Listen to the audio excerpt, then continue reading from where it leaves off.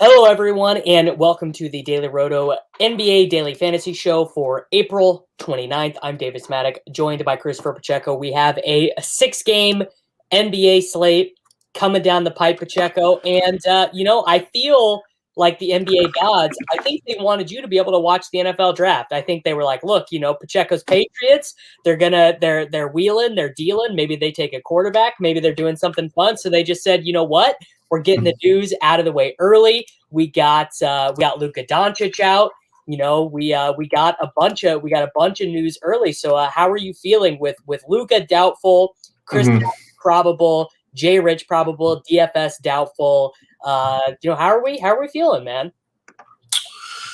Well, I preferred news to not come out so early. The Dallas stuff, I thought it could have cooked a little bit longer and given it to us at a reasonable time. I mean, that game's at 7 o'clock or so. It was probably going to come out at 5:30 anyway. But I guess it's a good thing for once we get all the news early, and it feels like that's what's happening tonight. The one big question mark now is Indiana in terms of will Goga play or not. I think that one's still pretty significant. And then Milwaukee at Houston, I just felt like they were going to do something. But then Giannis and DiVincenzo are both probable. So I guess they're playing, but I felt like, they're going to win that game anyway. So why not just rest someone? Just doesn't look like it's going to happen. Yep. All right, so let's go ahead and get started with, I think, I actually think the Brooklyn Indiana game, if you figure out the rates and the rotations correctly, I think even more so than the Mavericks game that's where you want to be interpreting the news correctly, because Kyrie Irving not playing, Kevin Durant. I mean, how funny is this? Kevin Durant with his minutes limit extended. What is he? 8,300 on DraftKings, 8,500. Yeah, $8,500 on DraftKings. I do not remember seeing a plus 13 value on DraftKings in quite some time. So we have Kevin Durant for 33 minutes, a 34% usage rate, 54 DraftKings points. I mean, he is just the stones. But obviously, anytime it's one superstar and four other nets, that brings Jeff Green in play. That brings Landry Shamet in play. Mike James, who looked great in it, actually his first NBA minutes in a while. Tyler Johnson might actually start. They might just leave Mike James in that bench role.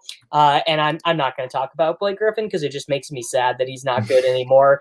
Breakdown. Obviously, we know Kevin Durant, he's going to hit every optimal tonight. He has a 70% projected ownership. Do with that information what you will. We can't crack that code for you. But why don't you talk to me about the rest of the nets on this slate? Yeah, well, listen, the Durant thing is just the pricing is so dumb, right? It was almost expecting that he'd be limited, that Kyrie would be playing, and none of those things are a thing anymore. I think Brooklyn plays tomorrow as well. So the likely scenario here is Durant plays tonight, plays his 31 to 33 or whatever, and then tomorrow he's probably off. That would be my best guess. I don't think they're going to force him to play this back-to-back, and then Kyrie comes back tomorrow as long as this is just like a resting situation for him tonight. Good thing on the Brooklyn side is, and I guess on the slate is, if you're fading Durant tonight, which does feel horrible, just horrible. Maybe if he was 10,000 and you were banking on a blowout or something, but I literally do not know without a minutes limit at 8,500. I mean, if you can do that, what would have to happen for him to not get there tonight would be he would have to score in like 48 DraftKings points probably in like 26 minutes or something. But because he's 8,500, that's not even a stone failure. You would also have to have big games from Giannis.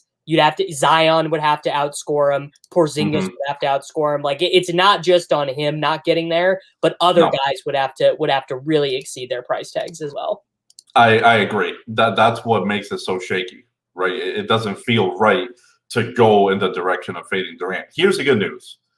If you're doing just that tonight, if you're saying, yeah, I think Durant scores more like 43 to 45, which in a blowout, that's a possibility, especially against an Indiana team that it has been horrible. They've been horrible. Like Portland just absolutely decimated that team.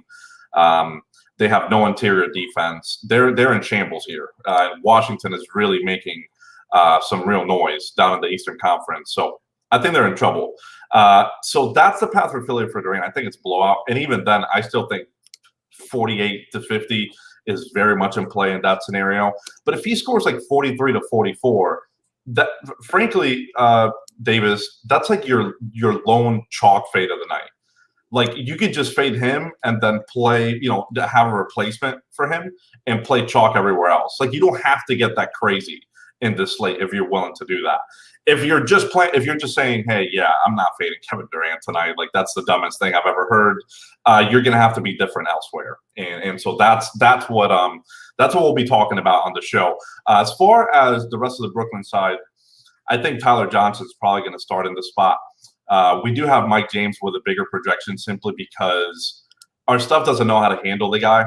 We have him with a 1.03 fantasy points per minute. That's probably wrong, but off the bench, he's going to have an opportunity. But his fantasy points per minute is actually better not playing with Durant. You actually don't want him to start. You would actually prefer him to play 25 minutes off the bench, and then obviously closing would be big, closing over Tyler Johnson. But so for example, Tyler Johnson is going to be announced as the starter at 4:30 Central, 5:30 Eastern time or whatever, and his projected ownership will be, I don't know, 15-20% or whatever. I haven't run MME stuff yet here, and Mike James will be like 5 to 10%. But I would say Mike James for sure has the ceiling over Tyler Johnson. Like, when's the last time Tyler Johnson cracked 30 DK points? I don't know if he ever has, honestly. Well, the challenge with him in this offense is he became like a corner guy. Like, he just wasn't touching the ball. Whereas tonight, I think he'll have the ball more in his hands because he really is replacing Kyrie. So it can't just all be Durant, even though from a rates perspective, Durant's going to generate everything for this team tonight. So I think there's a little bit more room for growth on the Tyler Johnson side. But you nailed Mike James. It's just coming off the bench, not competing with anyone else in those minutes. So I think those minutes are going to be pretty darn good. If you wanted to make Tyler Johnson and Mike James even on the projections, like that's fine. That's kind of how I'm thinking about them tonight. But ultimately, you're probably going to side with whoever ends up lower owned between those two guys. And I do think TLC is probably going to get reintroduced into the rotation. He wasn't in it last game, but I think this game you're going to have to see him playing some minutes. There's no Bruce Brown either for this team tonight. That would have been a really easy replacement for him to play 28 to 32 minutes. He's not available tonight. Yeah. All right.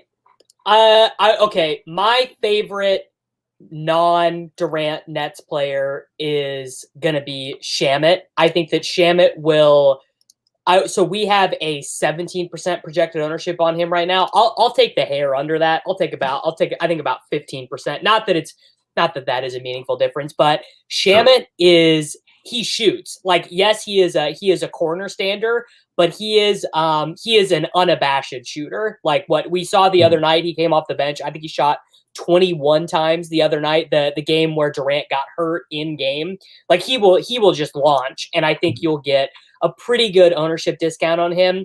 Now, do you think there's any chance they start Blake at center? Like, do you think they go with the Green Durant front court? Yeah, that doesn't sound right. Like, I think they're just gonna do Green and Durant. Like, Griffin could start if Durant wasn't around, but Durant's going to start at the 4. I don't really see that changing unless they wanted to start DeAndre Jordan, which in this spot, I have no idea why they would want to do that. I mean, Indiana just doesn't even have a real center if Go is out of the lineup. So I think they're going to go Jeff Green, KD. Yeah. Okay, let's move over to the Indiana side of the ball. So we let's just copy and paste everything we said about Goga from yesterday. If he plays, we're jamming him in. He is going to play. You have 24 minutes projected. He's coming through as a crazy value at 24. I personally would take the over on 24 minutes, assuming that he was not in foul trouble. I think. Well, I don't know. Maybe not, because you know who is he's like a late season DFS all-star is O'Shea Brissett. Yeah. I mean, Pacheco, this guy is crushing. Not only is he playing crazy minutes, he's good fantasy points per minute too. Like our stuff keeps liking Jakar Sampson, and Sampson doesn't do anything because Brissett is just doing all of the things. And we have a 5.6% projected ownership on him tonight. That'll raise up a little bit if Goga is out, but not a ton. I actually love Brissett tonight. Single entry MME. I think he is a very good tournament target. If he starts and if Goga is out, I am not interested in Brogdon in this slate at all. 9,000 for him. Like compare him to some of these other. So obviously Durant is going to be taking up a huge chunk of rosters, but I think I prefer Staps against the Plumlee-less front court. And I never play Staps, but I think Staps in a must-win game for the Mavericks. No Luka. And I might even prefer Siakam as well. I think that one is close, but I don't know. $9,000 Brogdon, it doesn't make it move, Pacheco. I'll take that's fair. I think all those thoughts are fair. I will disagree because I do think that if the game can stay close, I think Brogdon will have a big say in that. Generally speaking, his upside isn't really as big as the next tier of studs, right? Like the 60-70 burger, that's typically not available for Broggy. But no Sabonis, I think, is really, really helping drive those rates. And Porzingis, he's coming back. He's been on the injury report for a good bit. I think that projection has a little bit wider range of outcomes. Whereas Brogdon, I don't think of him like that. I frankly think he's safer than some of the guys you mentioned. Upside wise, the next tier is ahead. Listen, Brissett over Jakar Sampson is easy because Jakar has been getting into foul trouble every single game. I mean, let that dude play 40 minutes. He'll get you 18 DraftKings points. He's so useless. He's horrible. Whereas Brissett is actually producing. I think Brissett's going to start regardless of whether Goga plays or not. It's just that he's going to start at the 4 rather than the 5. Obviously, it'd be better if Goga was out for the dude. He'll play center. He'll play lots of minutes. He's been playing over 30 pretty consistently here. So my guess is I'll probably slap like a 34, 35-minute projection on him. Yeah. All right. I think that about sums it up for that first game. A lot of time spent on that first game. So let's go ahead and dive into the Dallas Mavericks. No Luka. He's doubtful, but he's just not going to play. Jalen Brunson will be starting instead of him. Do we think that Tim Hardaway Jr. is going to start, or do we think that he just is going to play his normal role off the bench with him replacing Kleba or whoever with that first substituting pattern? I don't know. Well, I think it's a weird spot, right? Because Brunson should be starting here. He's been like the automatic starter when Luka doesn't play, right? So we feel pretty strongly about that. Josh Richardson is also another dude that you mentioned is probable this time around. He's a starter. He'll be in there. We know that Porzingis will be in there. We know that lately they've been starting a traditional kind of center. So like Dwight Powell, the Willie Cauley-Steins, those type of dudes over Maxi Kleba. So that's what we're projecting as well, even though the minutes projection on those guys are not going to be great. And then it's a matter of that fourth starter. I believe that fifth starter, will be Tim Hardaway Jr. Because the size is a little bit weird. The other opportunity here is Brunson and Trey Burke, which feels like a really undersized backcourt. Could they do it? Yes, in this matchup against Detroit, I think it's possible. But my guess at this time would be that Hardaway gets a start. And if that's the case, listen, it's not just Tim Hardaway Jr. It's pretty much everyone across the board getting bigger rates without Luka. I mean, Luka's a player that projects for 35% usage, 40% assist rate every slate, no matter what. So there's a lot of dudes here that are going to get rates bumps. Staps is obviously one of those, but as I mentioned, his projection it looks great. If he was healthy and I felt great about everything, I'd feel great about him. In the slate, I think he's a little bit more high variance, which in tournaments it's probably exactly what you want to hear. In cash games, not so much. I still think he's a play on both, but I think you get where I'm coming from. He's 8,700 on DraftKings. That's asking for quite a lot. He's more expensive than KD. Yeah, he is, but actually, I would say in a weird way, it's kind of nice. It's your Porzingis by no sense of the word is going to be chalk, and he's going to be direct leverage on Brunson, direct leverage on Tim Hardaway Jr., direct leverage on Trey Burke, all other Mavericks players, because Porzingis, best Mavericks player in this lineup, right? He is the most talented. He is the most talented. He is going to score the most points, whatever. And I mean, this is like, these are the kind of plays I can never bring myself to make. Like, you know what I mean? Like, like last night, right? Anthony Davis, he didn't get there. I think he got 45 DraftKings points, but no one played him. He was not owned at all. And it will be that everyone is going to own Porzingis' teammates tonight. No one is going to play Porzingis. Who's guarding Porzingis? You know, a combination of Isaiah Stewart, Sadiq Bey. Just total nothings. Detroit has nothing to play for. So yeah, I will say Trey Burke is extremely interesting to me because he's the type of dude who can smash those cheap price tags. I believe he took 15 shots the other night. He made 2 of them, so his game log doesn't look that good. But that dude has never met like a jump shot he does not like, and I think he's probably actually the best Mavericks value play because like he might straight up have a higher usage rate than Tim Hardaway Jr. Yeah, well, especially off the bench, right? That would be the deal breaker. He handles the ball. The thing that I pick up from Trey Burke is when Luka's not out, he just handles the ball so much more, just like everyone else in Dallas. But Burke in particular, he will handle the ball so much more. If Luka's in, he's kind of a corner guy as well. So I do think there's an opportunity here for him to do well.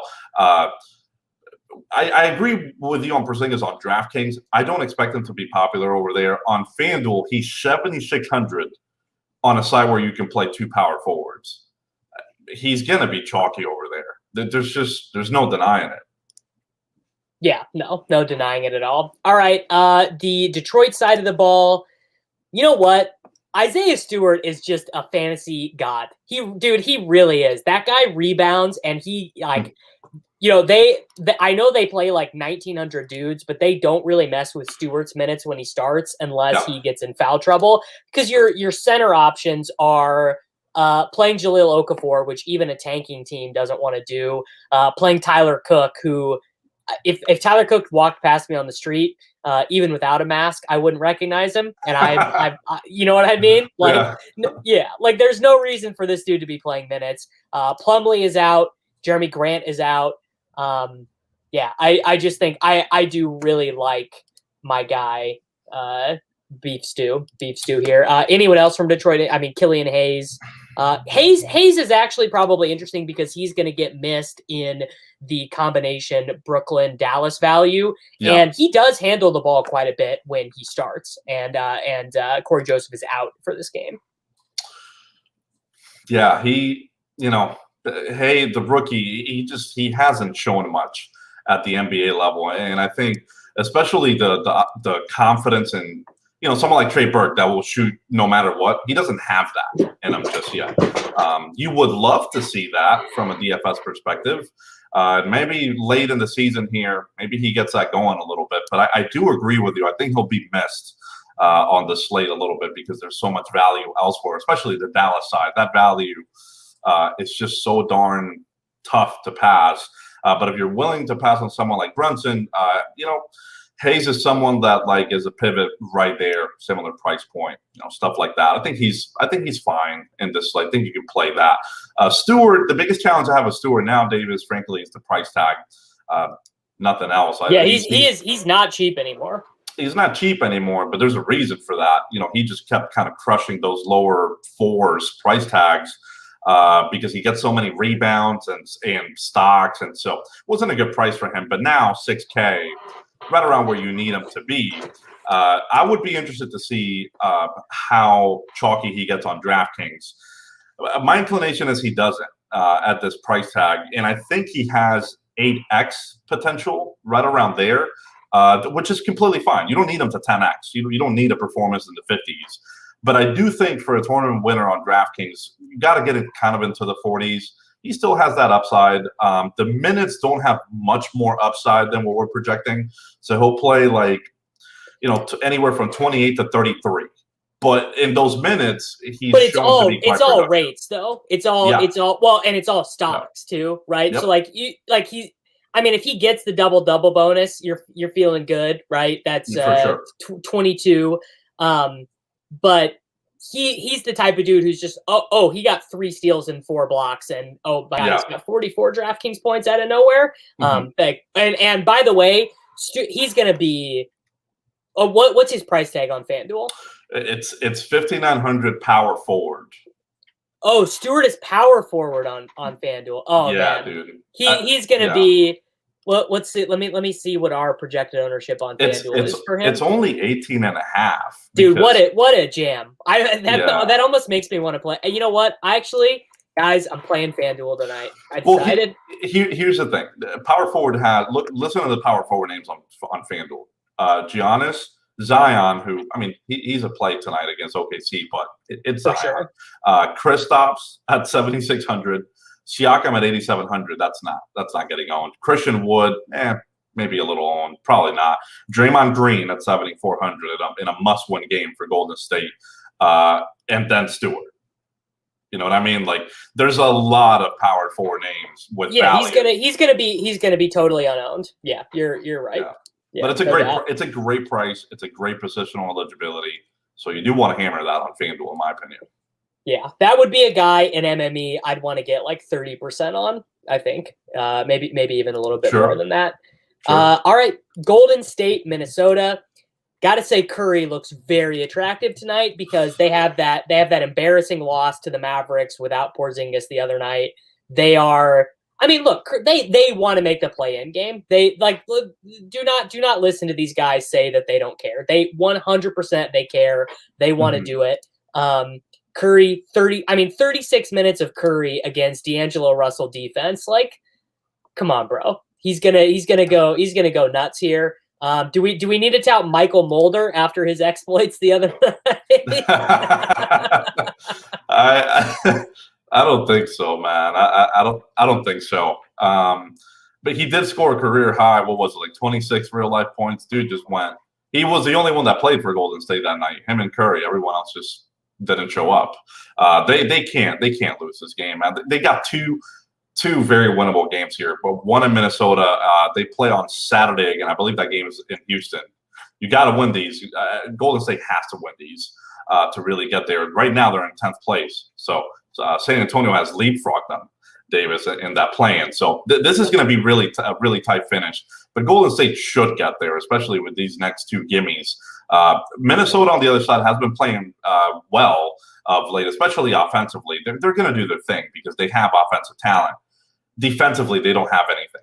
And so that's what makes this matchup so exciting for Curry. But frankly, not that Draymond's going to do anything offensively, but if Curry's making a lot of buckets, Draymond's assisting a lot. This also feels like a good matchup for stocks for Draymond. So he's someone he's someone that I was interested in on this slate. Probably not a cash play. You really need him to go kind of nuts in the slate because power forward feels loaded. But I think tonight there's an opportunity for him to kind of get there. Other big news for Golden State is no Kelly Oubre tonight, but Ken Bazemore's playing. So we believe Bazemore is going to play minutes into the 30s here, which makes him a play. He's under 4K on DraftKings. He's 5,300 on FanDuel, so priced way more appropriately over there. But this is the type of dude, Davis, that just on a random game can go bananas. There was a game where he scored like nearly 60 FanDuel points very recently. So the upside is pretty nice. Price tag is a little bit tight on FanDuel, but DraftKings, it's really cheap. Yeah. I am not as interested in Draymond, in Poole, in Bazemore. Really, the secondary Warriors guys, they all feel like okay, if one of them hits a bunch of shots, like if Bazemore stands in the corner and hits 5 corner threes, then sure, whatever. And maybe we see a little bit of extra usage for Wiggins, right? The revenge stuff, like Sure. These things matter to NBA players, even if they're very hard to project. But just in general, I would prefer Dallas guys. In general, I would prefer Brooklyn guys. Like that's Okay. yeah. Like I mean, doesn't Bazemore just feel like the fakest value play ever when he's playing with Curry? Like that guy literally is not gonna initiate a single pick and roll. Like literally, he might not even dribble. No, that's not what they need him to do. It's not his role, and his rates. I mean, I think I nailed his rates. I'm trying to figure out what they look like playing next to Steph in terms of starting next to him, and they haven't looked great. But he can randomly get there with stocks as well, so he kind of has multiple ways of getting there. And frankly, Wiggins sometimes has awful shooting nights. Draymond just doesn't. He doesn't do anything offensively other than initiate stuff as a point guard, as a point forward. So Bazemore, ends up having to shoot threes because they need offense from somewhere. So it's not like he's a 10% usage rate guy, Yeah, I mean he's no Juan Toscano Anderson. That's true. I mean a true single digit usage guy. I guess on Minnesota, you have to really like Karl Anthony Towns playing against this centerless version. I mean, Kevon Looney, and all due respect to Draymond and everything. Like, I mean, this is not even a game with an absurd spread. The spread on this game is 4 points, and the total is extremely high. 119 team total for the Warriors, 115 for the Timberwolves. I mean, look, like the Towns, especially with Porzingis and Durant and Zion. And like the weird thing about today's slate is there's a bunch of like 8 to 9K players who are coming in as big values, which generally speaking, those guys are not great. Generally you want the 10K guys and then you mixed in the scrubs on DraftKings. That's just kind of the way it works. But I feel like Towns is a really strong play. He might be my flag plant play here today. Yeah, I think that would be a great call. He's looking to be a really, really strong leverage play on DraftKings. FanDuel has priced him at 9,700, and the other competition for him at center is Jokic. Obviously, that's deserved. And then on the lower side of the projection spectrum is Willy Hernangomez, who I do think, as long as he starts, I think he's a really strong play. But you get the idea. I think there is a path here for Towns to finish as the top guy. Jokic on the other side of that is playing on a back-to-back against Toronto. So I do like the Towns call. I think Anthony Edwards and D'Angelo Russell also in play. Edwards less so, but here's the thing with Edwards. He's that type of 7K-ish dude. Who can get 50. Yeah. And you want to talk about a guy that no one's going to play. That's the guy. Yeah, 4 or 5%. 3%. Yeah. Easily. Totally. So I think that for the ownership reasons, that kind of intrigues me. That's a dude that's still putting up a 26.5-ish rate with the other studs. So I do have some level of interest on not just Cat, but on Edwards and Dar. And I think beyond that, you're probably not doing anything else in Minnesota. Yep. All right. Milwaukee, Houston, 14-point spread here. Oof. I mean, can Giannis get 60 in 3 quarters? Sure. Yeah. Can Middleton, play an extra rotation because they want to rest Giannis? Sure. Can Drew Holiday hit a bunch of threes? Like, I feel like there's so much obvious value on this slate. Yep. Every other game is projected, reasonably. Like, tell me why I should be playing Bucks players. I guess just because they're not going to be owned, because just if this game does randomly play close, Giannis is going to lose his mind at 8% owned. Yeah, that would be the reason why. I was telling the subs earlier that I feel like this is the type of spot that it stays close, and it feels like you absolutely see someone from Milwaukee be a tournament winner. Maybe not multiple. I think multiple guys could smash, but I think you get one as a tournament winner if this game can stay close. If it doesn't, you probably won't. And if you're playing it like everyone else is playing it, which is as a blowout, they probably won't be. tournament winner. I think Giannis is probably the one that you could argue, okay, maybe he could still get there in 3.5 quarters as a tournament winner. The other guys, just it feels highly, highly unlikely. So they need 4 quarters to really do the tournament winning damage. Not that they can't get to a ceiling, but as you mentioned, there's a lot of 75 to like 9,500 plays tonight. I think Drew and Middleton are up in a pool a little bit below that from a projection standpoint, which means they're not going to be owned. Those are the positives for them. The negative is this game shouldn't stay close, especially if they don't rest anyone. I just don't. I feel like the odds of that happening are really slim. And if that's the case, then you can just kind of X out most of Milwaukee. I think you still want to have some exposure to Giannis, but you can X out the others if you feel strongly that this game is going to blow out. Yeah, I mean, I feel. I guess this is the hard thing about NBA DFS, right? Is we acknowledge you can't just play all the plays that are 50% projected ownership, but at some point, if your lineup is chock full of guys who are 7% owned, it's not like baseball where theoretically those rosters are probably plus EV. They're still probably bad. Yeah. Because you like the best plays in NBA are so good. I guess the right way to view this is, okay, I go through, I build my lineup, and then I just swap out Curry for Giannis, or I swap out Jokic for Giannis. I guess that's probably the right way to think of it. As far as the Houston side, I'm not playing anyone here. In MME, I would sprinkle a little bit of Wood and Jayshawn Tate. I think not that interested in. I think this is a terrible matchup for Olynyk. Because everyone on the Bucks can guard him because they're athletic enough. Are you have any interest in any Rocket? Well, by the way, did you see? There's a BDN who's one of our higher stakes players.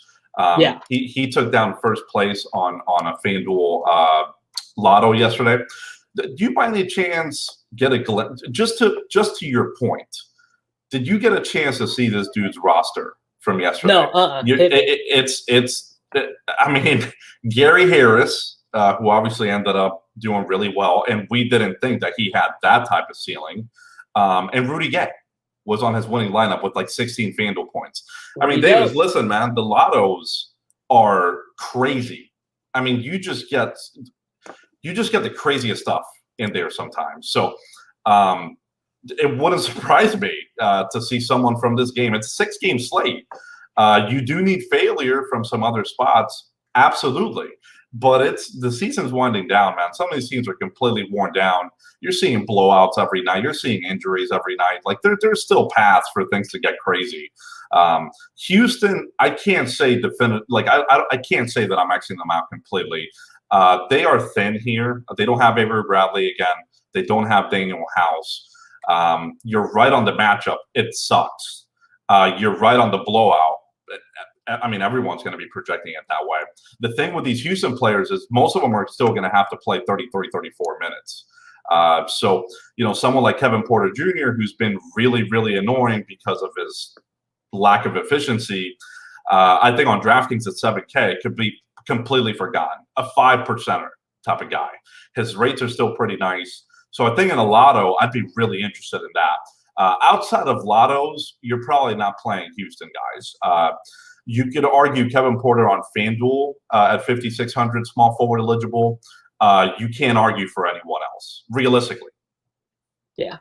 All right. I'm with you there. I guess the minutes point you make is correct. So definitely some reasons to take stabs there.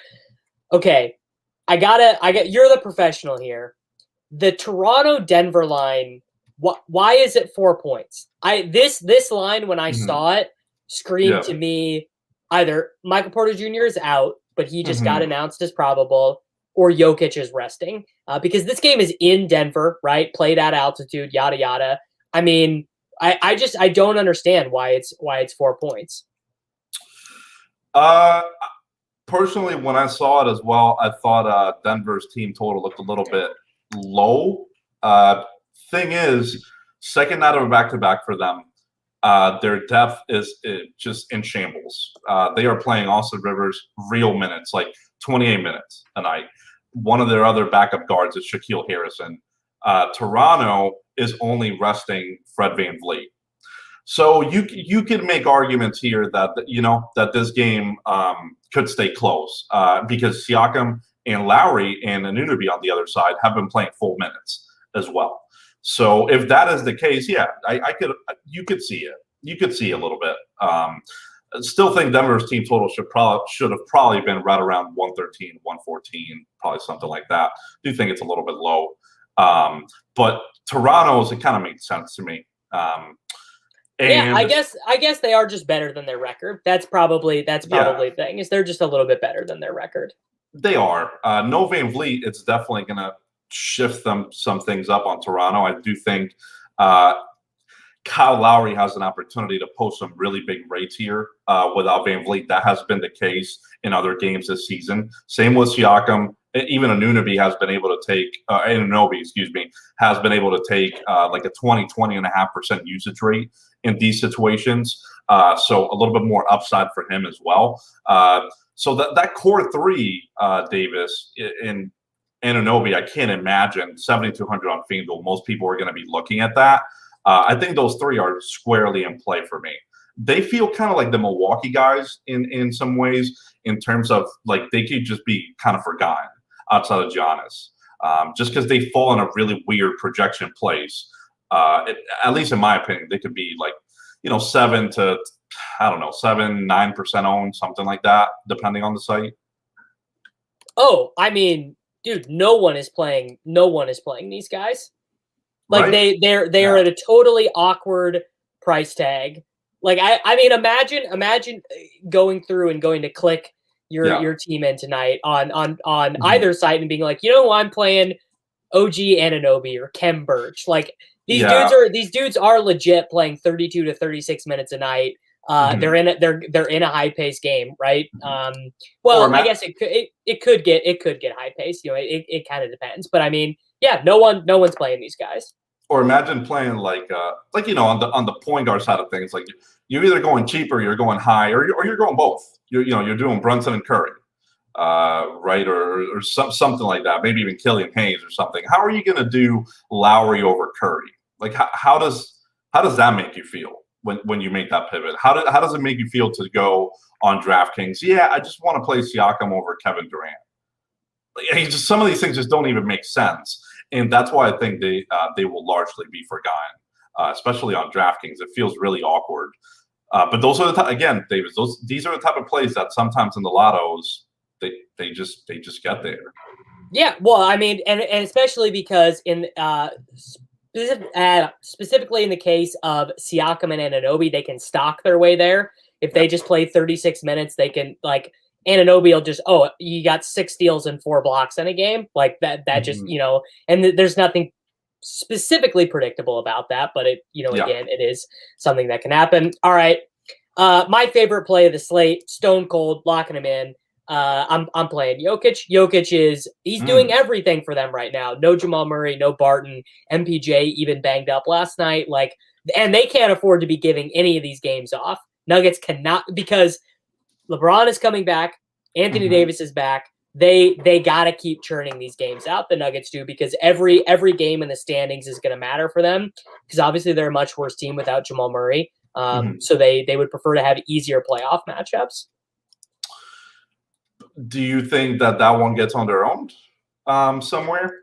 Oh yeah, no, because of the Kevin Durant stuff. Anytime an $8,000 player is super chalky, it makes it impossible to also play 2 other studs, right? So then you start seeing dispersed ownership between Curry and Kat and Durant and Porzingis and Giannis, and it just means that Curry will be pretty chalky, but I don't think we'll see more than 15% on Jokic or Towns for sure. Yeah, that kind of sounds about right. Luke, by the way, we didn't discuss OKC New Orleans. Are you playing your boy Dort against those Pels? Pels on second night of a back-to-back. They got to win this one. You want to stay in the playoff race? Imagine, dude, Point Dort is a real thing. We have manifested it into reality. Of course we're playing him. Yeah, but I can't tout that to the folks just because it's definitely a do as I say, not as I do, because you can just bet that as long as Dort is starting at point guard, he's gonna be in my DFS lineups, no doubt. Yeah, I think I definitely like Dort, definitely. On the New Orleans side, I really like Willie. In this spot, the price tags are not caught up for a starting role. So as long as that happens, I think he's a jam, especially against his OKC front court. Definitely think it's a jam. Feels like a nutty spot for Zion. I felt very similarly about this yesterday. He didn't do much. Brandon Ingram feels like a great spot for him too. What is your confidence level that A, this game can stay close? And B, what's your confidence level that Zion can really get there on a meaningful way? Well, that is so the position that Zion plays is actually the position that Oklahoma City is the weakest at right now in terms of defense, because Dort, now that he is playing up a position, he is going to be guarding Lonzo, most likely. Which means that Zion is going to be guarded by a combination of Baisley and Pokusevski for a big chunk of this game. I mean, I'm actually interested enough that I'm going to turn away from the draft tonight to just watch a couple possessions of Pokusevski try to defend Zion. And they'll put Roby on him a little bit too. But if this game stays close and Zion plays 34 minutes, I mean, he is gonna go nuclear, because Baisley is a good defender, but he is playing 34 minutes a night and being asked to shoot 20 times. I mean, he's been like, these dudes are not, they can't do everything. Baisley cannot guard Zion for 30 minutes and shoot that much on offense. So it's like you kind of got to have a give and a take, and he is not going to be locking and Baisley is a good defender, but it's not like he's Rudy Gobert. Like, I'm not trying to say he's going to shut Zion down, even if he was doing that. But the long and short of it is Zion is going to have a chance to go nuts tonight. We're talking. Well, by the way, we're talking about like a 5% on Zion in this slate. There is just for a 6-game slate. There's a lot of studs. There's a good amount of power forward value. I feel so good about Zion tonight that it scares me, because I also felt good about him yesterday. I have felt good about him in really juicy matchups, and then Ingram just takes everything from him. So that scenario is still in play. I think in this slate you have to have some shares of Zion if you're playing MME. I can't imagine fading him fully. At least like 10%, 15%. Like take a real stab there. And if it doesn't work out, man, come back tomorrow. There'll be another slate tomorrow. Yeah. All right. I think that about does it for us. I did notice, by the way, Lonzo lost his mind last night. He did. It feels like it's been a while since Lonzo has lost his mind. Triple-double. So good for him. Yeah, triple-double for Lonzo. I guess a bummer that the Pelicans are not going to make the playoffs. I feel like the league is more fun when they are in the playoffs. Maybe Lonzo is just a guy to start implementing a rule. Just play 8% of that dude every night. Feels like that would not be the worst. If the Pels are completely out of it, by the way, which let's be honest, they probably are at this point. Too short of a window here to make up all these games. Yeah. Their minutes are, I think they're in danger, especially with some of the core dudes. So keep an eye out on that moving forward. Zion have been playing like 36, 38. If they're really out of it, that might be a range that he's out of. Same with Ingram. So just a note. Yeah, true. All right, there we go, man. I think we got her done. I got a Top Shot pack to open right now, so feeling good about that. Let's see. Let's see here if I got any Dorts. The one I want so bad is I want Pokusevski's rookie moment. That's what we're hoping for. That's what we're hoping for. Yeah. All right. What's your big GPP call tonight? Mine is gonna be Jokic leads the slate in points scored and ends up in the optimal on both FanDuel and DraftKings. Wow. Okay. That is, I mean, That's a good one. FanDuel looks like he's going to get some ownership. He will be much more chalky on FanDuel for sure. Yeah. Looking at projections, I think the dude. I'm thinking that the dude on DraftKings, all things considered, all in, is probably going to be Brogdon. Okay, I like it. Brogdon and Zion look like, from a projection standpoint, on the median side, they're close enough to some of the others, and they're not going to get the ownership. Yeah. All right, man. I like it. I like the Brogdon call, and you and Mr. Hot Magic will be back at it tomorrow. I'm off next week. I will not be in the office, but you and I, cool. Pacheco, you and I are going to be back at it in what is it's going to be the worst week of your life. We have a bunch of 10 and 12 game slates where it's going to be big time rest season. So I hope that you are getting your mind right from that, because the 2 weeks from now, when you and I are doing these shows, it's going to be bad. It's going to be bad. Listen, I've had great preparation all season, so bring it. Yeah. All right, there we go, everyone. Good luck tonight, and we'll be back tomorrow.